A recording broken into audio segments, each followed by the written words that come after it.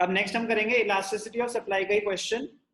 जब हमें elasticity of supply already given है, elasticity of supply already given है, कोई और मिसिंग फिगर निकालना है। Interesting question, important question. Question number 7, a firm supplies 200 units. तो क्वांटिटी दे रखी है, क्वांटिटी सप्लाइड ही तो है ये। A firm supplies 200 units of a good at price of 5 per unit. So original price 5, original quantity 200. When the price changes, it supplies 100 units less.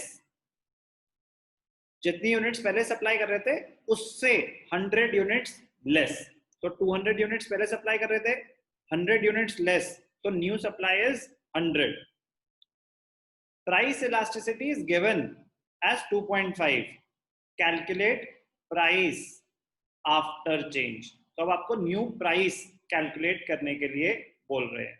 ध्यान से देखना, इंटरेस्टिंग क्वेश्चन, इंपॉर्टेंट क्वेश्चन। ध्यान से देखना।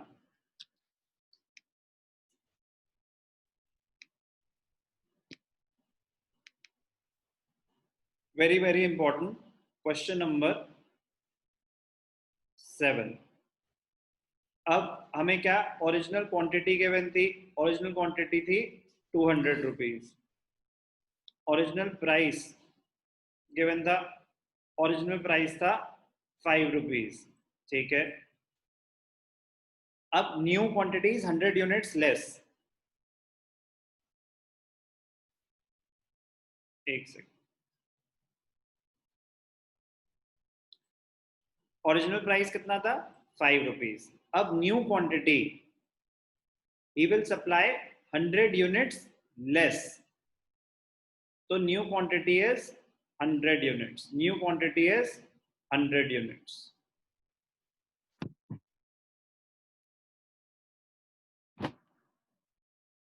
तो लैंग्वेज बड़े ध्यान से पढ़ेंगे।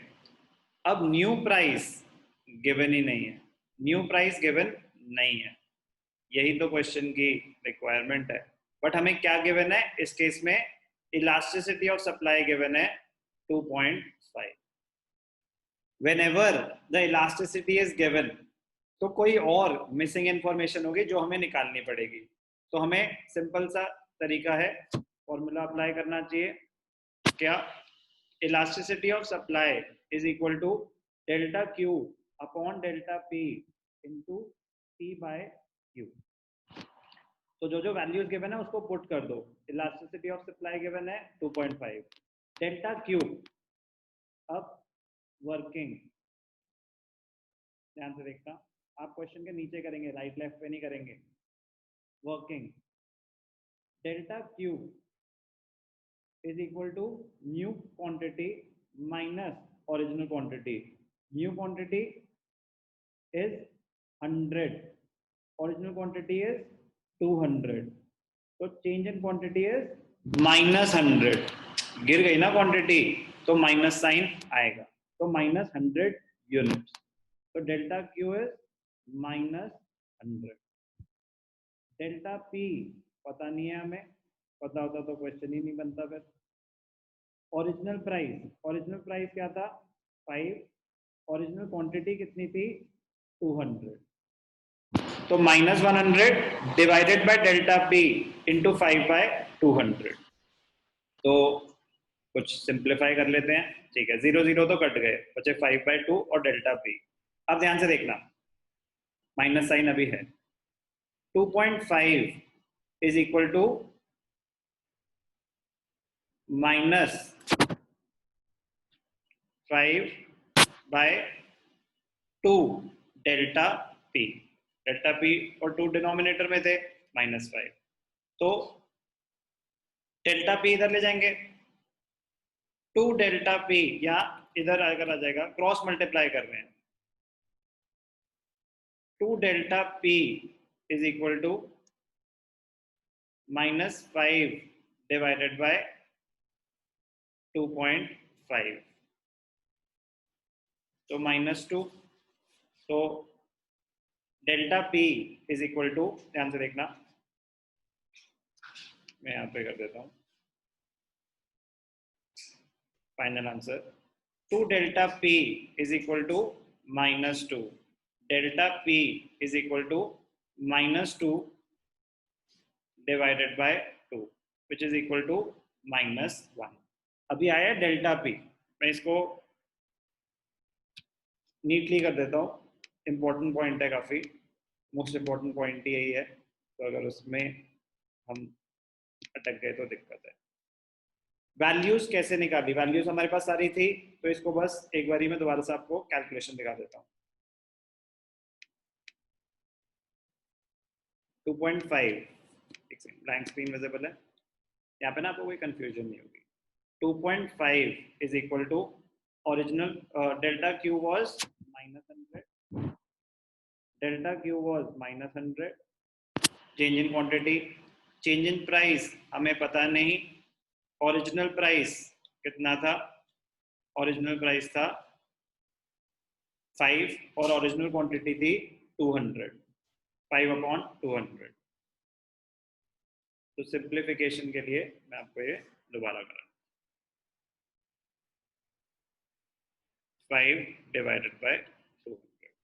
नीट रहेगा अंडरस्टैंडिंग. तो 0 0 कट गए थे. ठीक है, तो क्या बचा था? 2.5 is equal to -5 by delta P into 2. एक ही बात है, 2 डेल्टा पी. तो डेल्टा पी इधर ले गए हम, तो डेल्टा पी 2 ले जाने की जरूरत ही नहीं है. Divided by -5 divided by 2.5 into 2. तो क्या आया? -5 डिवाइडेड बाय 5. आंसर तो वही था, बट प्रेजेंटेशन थोड़ी सी आराम से हो जाएगी. Delta P is -1. It means that price falls by 1 rupee. -1 का मतलब क्या होता है? गिर रहा है. Price falls by 1 rupee. तो न्यू प्राइस, ध्यान से देखना, बहुत इंपॉर्टेंट पॉइंट है. अगर delta P new price minus original price होता है, उसको पी लिखो या पी 0 लिखो, एक ही बात होती है. P1 minus P0. तो डेल्टा पी अगर ये है, तो न्यू प्राइस क्या होगा? P1 is equal to P0 plus delta P. P0 उधर चला गया, तो P0 ओरिजिनल प्राइस क्या था? ओरिजिनल प्राइस था 5. डेल्टा पी क्या है? -1. तो प्लस -1. तो 5 - 1. न्यू प्राइस क्या आया? 4 rupees per unit. Answer new price is equal to ₹4 per unit. Important question है काफी ज्यादा. कैलकुलेशन का ध्यान रखना, साइंस का ध्यान रखना कि अगर प्राइसेस गिर रहे हैं तो माइनस, क्वांटिटी गिर रही है तो माइनस, बढ़ रही है तो प्लस. अच्छा क्वेश्चन था काफी. Question number 7 of the assignment.